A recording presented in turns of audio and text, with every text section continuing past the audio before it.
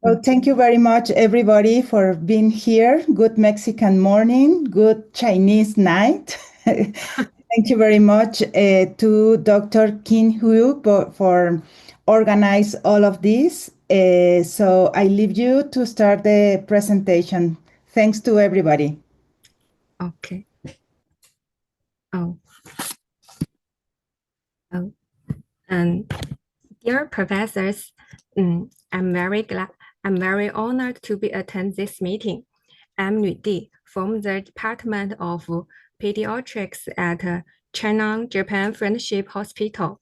Today, I will present a challenging case from our center, a young girl with refractory severe asthma, and I will discuss how we navigated her treatment choices. And this is a 11 years old Chinese girl. She had a normal birth history, G1P1, full-term normal delivery. Her height is 100 and her head is one. Her height is 146 centimeter, and the weight is 13.6 kilometer, and the BMI is 13.79, classified as thin. She had routine immunization only until two and a half years old. Because she developed allergies to multiple substances at the age 3. Her parents choose to stop continuing the immunization, and the HIV test is negative.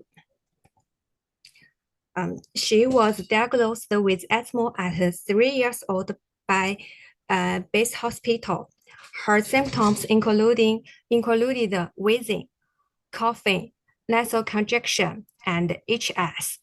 She's main allergic to nuts, seafood, and pollen. Initial treatment was nebulized inhalation of budesonide and compound intratropical bromide. After standardized inhalation treatment for 2 years, nebulized inhalation treatment fails to control her symptoms, and inhaling budesonide can lead to aggravated wheezing and airway spasm. From age 5 to 11, she was on newly inhaled treatment with serrated acute inhaler or Flexitol orosome for 7 years, and for 1 year omalizumab injection. Despite this, she experienced 4 invasive and 1 non-invasive mechanical ventilation events due to an acute exacerbation of asthma. Her lung function remained abnormal, and for the last 2 years, she had asthma attacks about once a month. By this time, she came to our center. She had been diagnosed with asthma for 9 years and had worsening symptoms for a week. On physical examination, wheezing sound can be heard on chest auscultation, and the 3 concave things are negative, and there was no family history of asthma or atopy. This page showed her routine examination results in our center. Respiratory pathogen nucleic acid test was negative. 25 hydroxy vitamin D was lower, only 26. GM test, TB test, vasculitis, and rheumatoid markers or negative. Immunoglobulins and complements are normal. Liver and kidney affection are normal. ESR was 3. This test to explore the allergic-related situation. This this test shows no allergens were found, and low significantly elevated cytokines. And the IgE is no, and the IgE test is normal, 49.2. And her CT chest examination showed he had bronchitis, only bronchitis, and electronic bronchoscope showed her airway inflammatory changes. These examinations confirmed that she was mainly suffering from eosinophilic inflammation. The eosinophil counters was elevated in the complete blood count examination. The differential cell count of BAF showed that the levels of neutrophils was 34% and lymphocyte was 36%, and eosinophils was 14%, which are increased. And this pathological examination showed that she had chronic bronchial mucosal inflammation, partial epithelialized loss, and with a large number of eosinophil infiltrations. Most important is that the mild thickening of the basement membrane and most muscle hyperplasia. This shows that her lung function test showed she had a small airway ventilatory disorder, and that the bronchial provocation test is negative, and the FeNO test is extremely high, is 202. In our center, she has new treatment, included advice of allergens, serotype acute healer twice daily, mepolizumab 100 milligram every 4 weeks, and supplement of vitamin D 2000 IU per day. Unfortunately, after injections of mempoplasm for 3 months, the girl needs 2 invasive mechanical interventions again due to an acute exacerbation of asthma, included by infection. Then we switched her from mepolizumab to dupilumab. First dose was 400 milligram, and then 200 milligram every 2 weeks. All other treatment remained unchanged. During the 6 months from January to May 2025, she had no acute asthma attacks, and her airway inflammation improved. The FeNO decreased to 173, still high. However, there was no significant improvement in lung function. Still have obstructive ventilation functions disturbance and small airway ventilatory disorder, and bronchial dilation test is positive. So based on this, in this case, there are some clinical questions caught my attention. First, why does inhaling bodysum during asthma attacks aggravated the symptoms of these children? And what could be a possible reason? Second, why is there such severe eosinophil inflammation in the airway? The FeNO was extremely high. The first test is 202. The second is 173. But why did mepolizumab fail to control this information in her airway? As is known to all, mepolizumab is especially for eosinophil inflammation. Last is how should we choose among mepolizumab, mepolizumab, and dupilumab for the refractory severe asthma?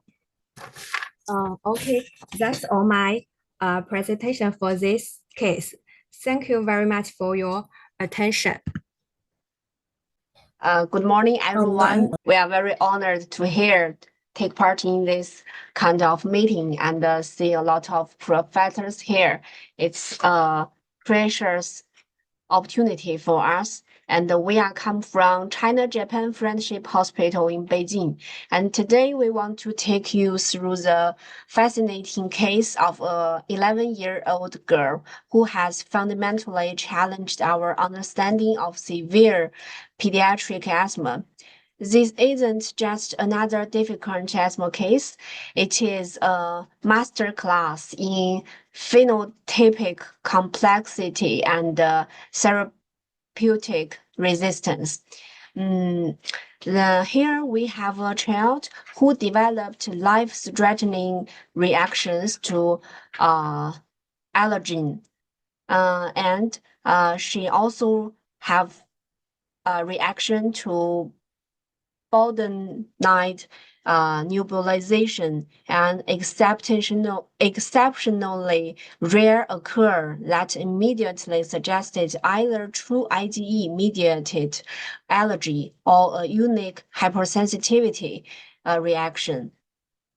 Failed completely on standard ICS-LABA combinations, showing no response to mainstay therapies like steroid or Symbicort, demonstrated no improvement with omalizumab, telling us her disease wasn't following the classic IgE-mediated pathway we typically target, showed only partial response to dupilumab, while her symptoms improved, but her FeNO remained elevated at 173 ppb.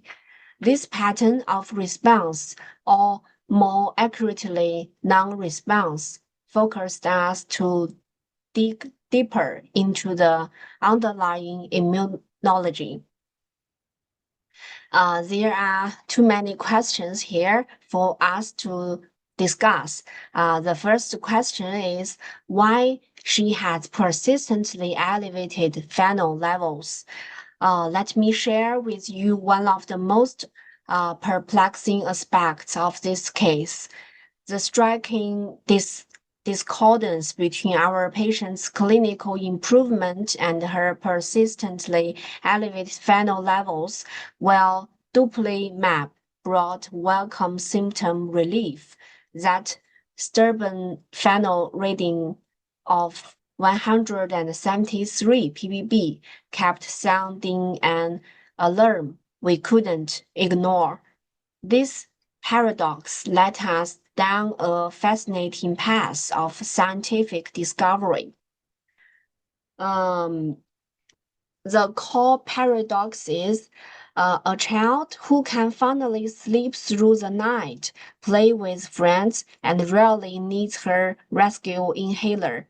By all standard clinical measures, she's doing better, but her FeNO levels remain in a severe range, higher than 90% of pediatric asthma patients we see.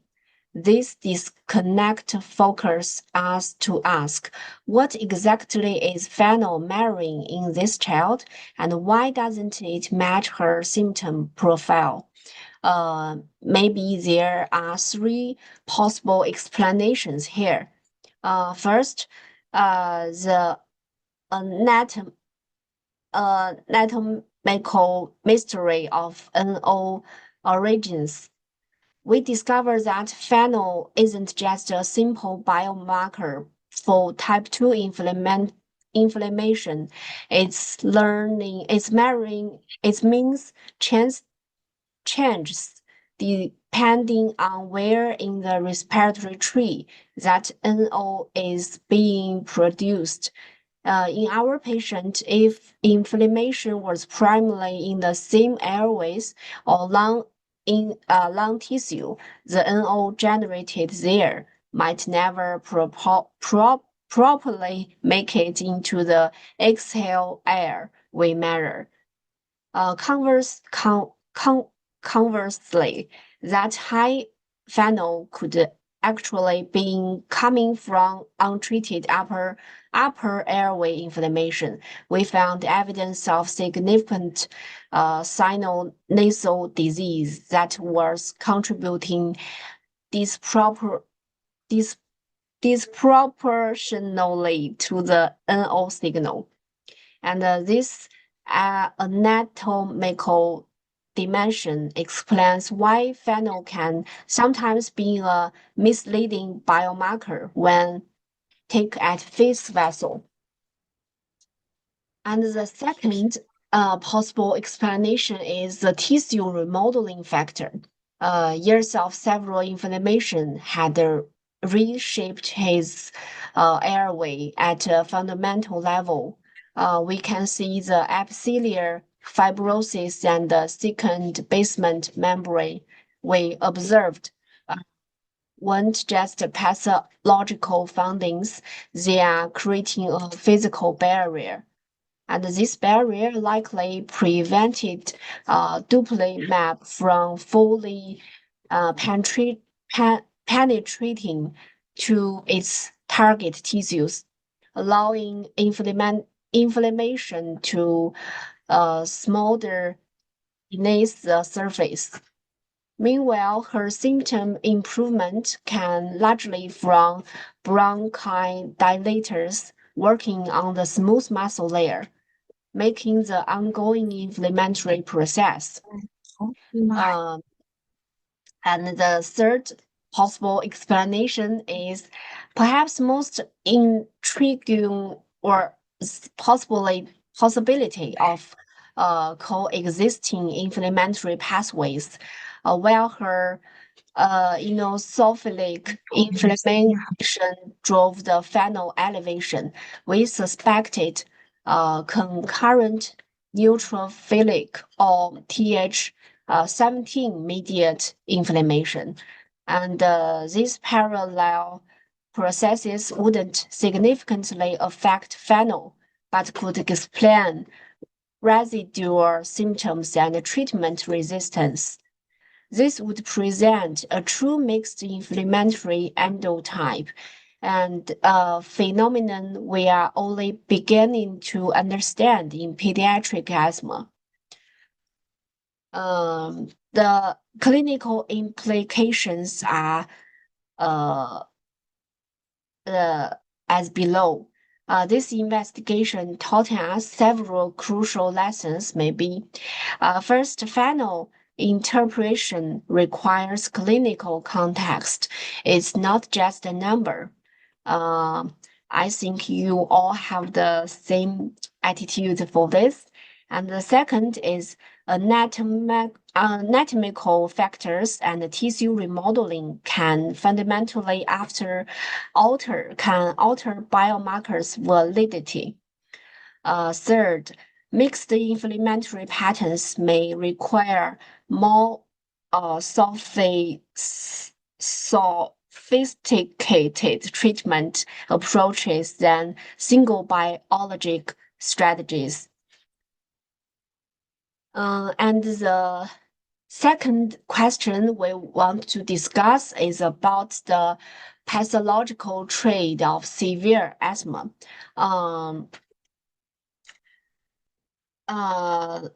Let me walk you through what the biopsy and the BAF results revealed about this child's disease, because sometimes the tissue tell us a story that clinical symptoms alone cannot.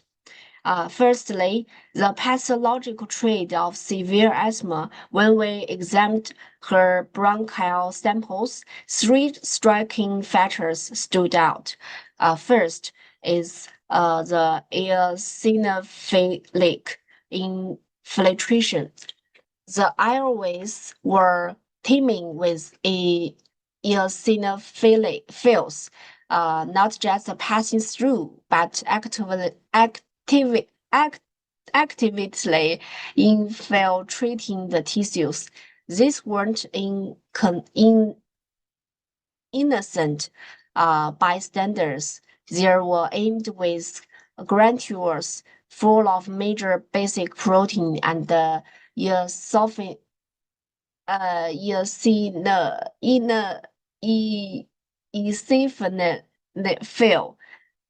peroxidase, capable of causing direct epithelial damage. Second, the basement membrane thickening. The basement membrane had undergone dramatic remodeling, collagen deposition, creating a thickened fibrotic barrier nearly twice the normal size. This wasn't just a passive scar. It represented years of interleukin 17 driven transformation. With every micrometer of thickening potentially creating more distance between our medications and their targets. Third, the smooth muscle hyperplasia. The airway walls showed excessive smooth muscle growth, not just hypertrophy, but true hyperplasia. These overgrowth muscle bundles were likely the reason why she remains so dependent on bronchial dilators. Her airways paused to constrict at the slightest trigger. The clinical implications. This trend explains why. Inhaled corticosteroids failed. Because the fibrosis created pharmacological barriers. She remained symptomatic between exacerbations because the muscle hyperplasia maintained hyperreactivity. The third may be even advanced biologics showed limited efficiency because the structural changes created sanctuaries where inflammation could persist. The BAF revealed mixed inflammation. The bronchoalveolar larvae told an equal compelling story. The eosinophil dominance 41%. At first glance, this confirmed a type 2 high endotype, except the numbers didn't quite fit. Normally, we'd expect dupilumab to crash eosinophilic inflammation, yet here they persistent. This suggested either an interleukin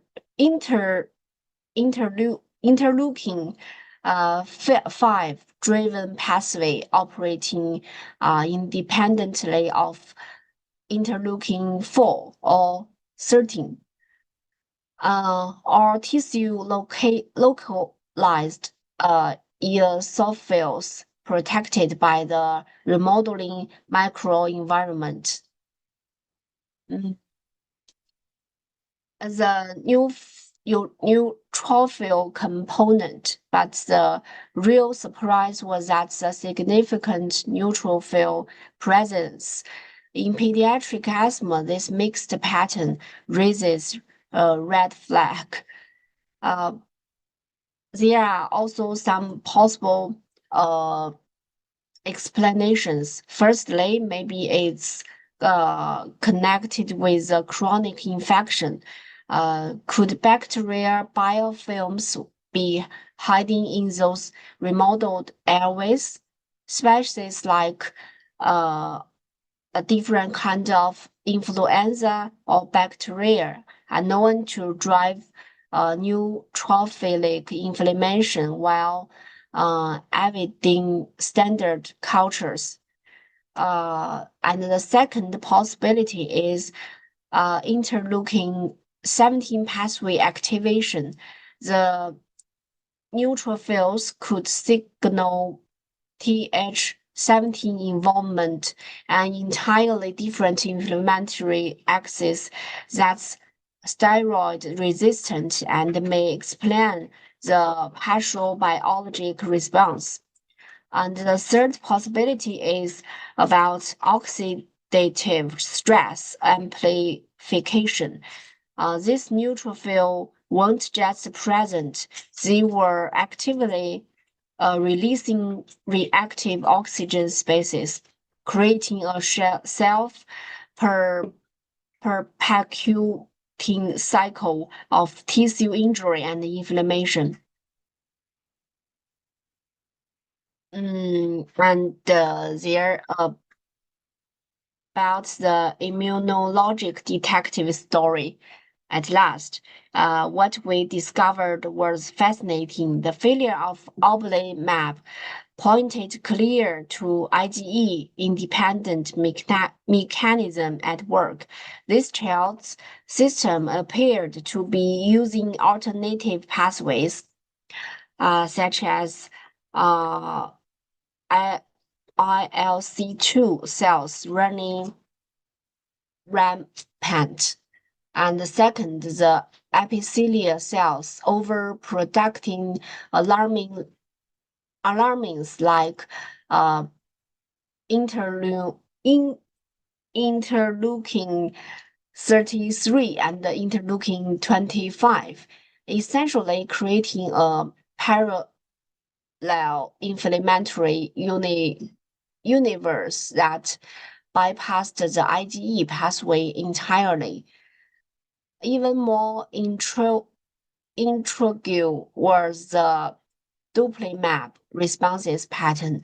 While it helped her symptoms, the persistently high FeNO suggested her inflammation wasn't fully controlled. This pointed to several possibilities, such as interleukin 13 escape pathways, where other cytokines like interleukin 5 took over. And the second is potential JK state signal abnormalities, making her less responsive. And the third is even physical barriers from tissue remodeling, preventing drug penetration. And there are also eosinophil mystery. The eosinophil added another layer of complexity. Not all eosinophilic inflammation is created equal, but in this case, we had to consider three aspects. First, classic Th2-driven eosinophil that should have responded to dupilumab, but didn't fully.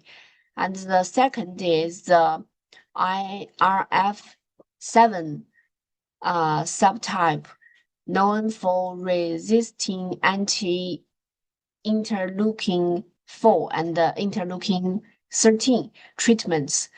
And the third is the P1 high variant with intrinsic steroid resistance. And this case teaches us 3 critical lessons, maybe. The first is we can't rely on symptoms alone. That persistent phenol was our canary in the coal mine, warning of ongoing inflammation despite clinical improvement. And the second is phenotyping must come before treatment selection. Had we stopped at the partial dupilumab response, we would have missed the bigger picture. And the third is therapeutic resistance often has multiple concurrent causes, from cytokine reductance to physical remodeling barriers. And in many ways, this patient represent the new frontiers of severe asthma management, where we must look beyond standard classifications and ready-made treatment for her. And her case challenges us to think differently, to dig deeper, and to recognize that sometimes the textbooks need rewrite, maybe. And next part, we will invite Dr. Zhang to discuss for this case. And this patient is also her old patient in many severe asthma child. So this patient is severe and poorly controlled asthma with recurrent fatal asthma attack. While he intubation and invasive mechanical ventilation were required. Maybe his airway inflammation is still persistent, and the airway remodeling and the bronchial responsiveness is also it's also exit. And the pathogen of the acute exacerbation in the asthma involved several details, involved IgE, and the interleukin 4, interleukin 5, and the interleukin 13, etc. So the case of the asthma exacerbation may be relative to poor compliance and infections, environmental allergy, and triggered by exercise and some drugs, and gastroesophageal reflux. The psychology factors sometimes may be associated with the food allergy, and some patient may be obesity. But this patient his body weight is normal, and she exceeds some allergic evidence. The factor of that trigger of the severe asthma exacerbation may be allergic sensitization and air pollutant, viral infections, and wider changes, food allergies, addictive some material, and addictive to the drugs, and sometimes extremely emotional expressions, and also involved in the gene. And the pathophysiology changed due to the dynamic hyperinflation in the fatal situations. And the dynamic hyperinflations during the exacerbations is very complicated and difficult to control. And the management of the patient is acute severe exacerbation in the emergency departments also use the ambulatory and nebulations, entropium, and corticosteroid, the mechanism subdued, methotrexate, and looking trans receptor, antigonist, and epinephrine, and turbulatives. Now, sometimes halaxil. It's very difficult to control. And additional and unconventional therapies for the acute severe asthma involve the non-invasive mechanical ventilation. Sometimes we use this method. And oxygen delivered by the high fluid nasal cannula. And sometimes extra life support is needed. For example, the ECMO and the ECCO2 arm. And the ECCO2 arm may be played a very important role in severe asthmatic patients in mechanical ventilation. There seems to be the growing interest on the subject. In a difficult to safely ventilated asthmatic patient due to extremely high airway pressures, hypoventilations, and persistent severe respiratory acidemia are common issues. It is considering the very irreversible of the pathophysiological of asthma provides the opportunity for more protective ventilation and more time for the bronchodilator agents to act or reverse the inflammation and the hyperinflations. And this also used in awake patient with a near fatal asthma attack, refractory to the use the pharmacologist intervention and non-invasive mechanical ventilation, resulting avoidance of the intubation. It's useful for the patient. And talk about antibiotics. In the very fatal situation, it is no use and no necessary for use the antibiotics. The goal of the invasive ventilation is very important to help the patient to survive from the severe situation. And the goal of the severe asthma of the exacerbation is to control the fatal attack symptoms and reduce the risk of the serious exacerbation. That's the goal of the severe asthma exacerbation. So we use the many methods to attack this goal.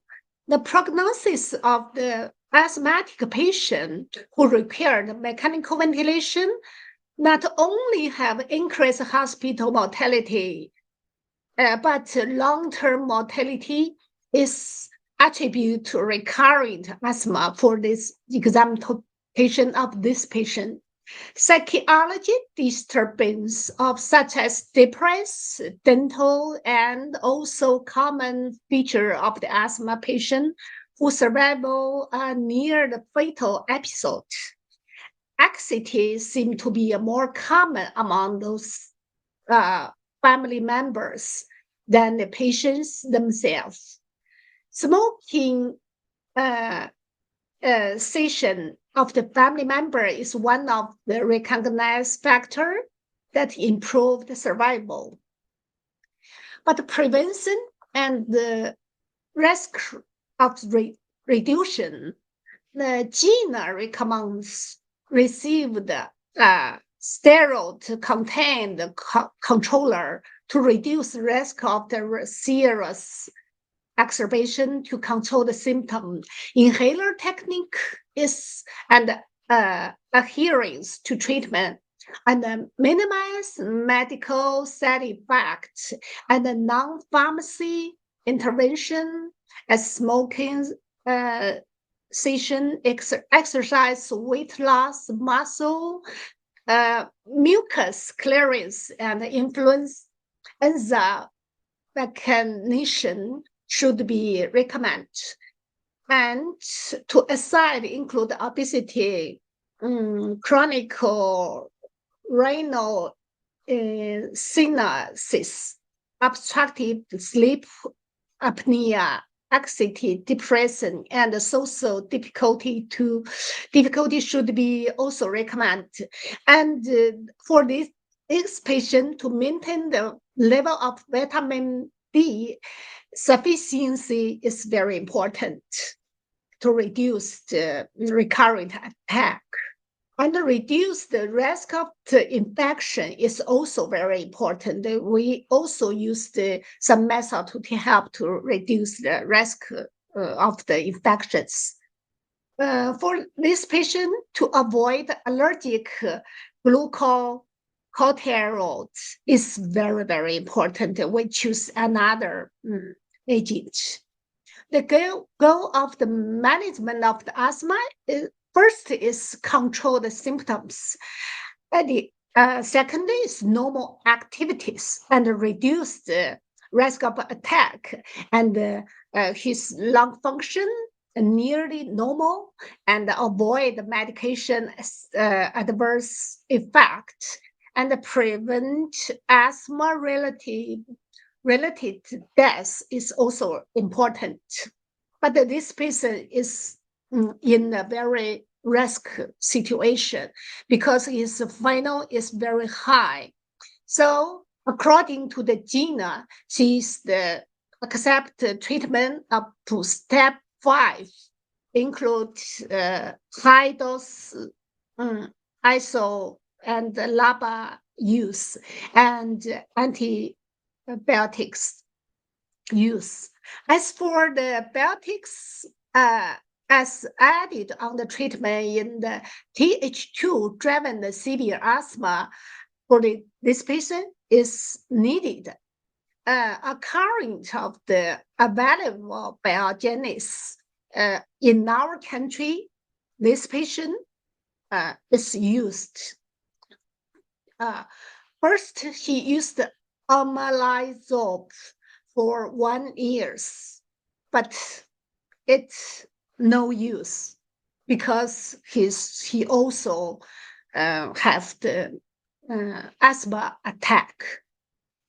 Second one is the mapolizumab. He used for 3 months, but also no use. Because during the procedure of the mapolizumab he also developed into the very severe asthma attack and also accepts intubation and invasive mechanical ventilations. After that, we in our country we modulate some strategy and use the DUPI. The DUPI maybe is useful for her because he already used it for 6 months and it's really works.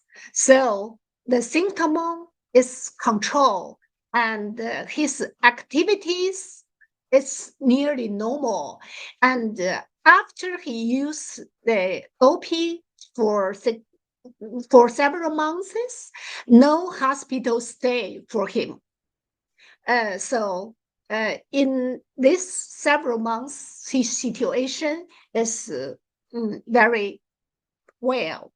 Maybe his life quality is improved, his symptom is controlled and actively, and he can go to school very normal. And he needed to accept the to go the highest high hospital. So we also need to follow up and monitor his every in detail. We have a long way to go. We also have a lot of work to do. So this is my opinion for this patient. We need some experience from you and tell us any other suitable therapy for this severe asthma girl. She also needs many help in the future. So thank you for your attention. 好，慧杰。 Okay, and we also want to have your opinions for this patient. Maybe you have managed this kind of patient before, and we can share our experiences for this topic. I personally do not have any kind of experience with these patients, but I don't know, in the audience, probably there are people that work with these severe asthma patients that can help us to, or give an opinion. I just, it's very interesting, and the way you handle, I like it very much, and the mystery, and all the hypotheses that you are having, those are, I think, great. And I was asking for the lung function test because I assume that this patient in the future will be very difficult for the adults pulmonologists to follow in the during the adult age. So I don't know if somebody wants to participate now, or probably later you can write to us. Yes, I see in the board, maybe Dr. Mood. I'm not sure I pronounced it right in the words board. Maybe a doctor called Oluwatosin Mood. Maybe she or he said a lot about this patient. I think maybe she has some opinion to this kind of. Maybe she's off the line.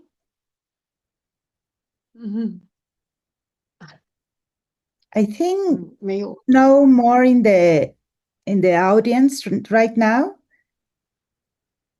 I don't see the name here, but well, Samantha, I think we are on the time. Yes.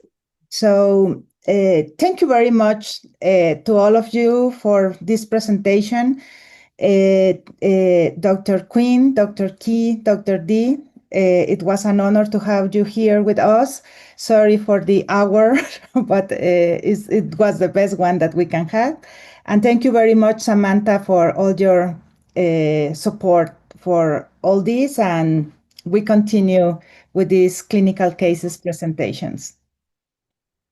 Yes, thank you all. And this is our first time to attending this kind of conference. Maybe we apologize for any inadequacy in our preparation. Maybe we have some language barriers for us. So next time we will want to have the opportunity to see you again. Oh, no worry. I speak Spanish, okay? Oh, okay. Yeah. Thank you Sorry all. to share Thank my you for your work. PPT. But Yes, next time we need to communicate with each other more frequency. So we need to maybe welcome to China, welcome to Beijing, to our hospital, our units. Okay. yes. We Yes. communicate closely. Thank you. Bye-bye. Bye-bye. Bye bye. Bye-bye.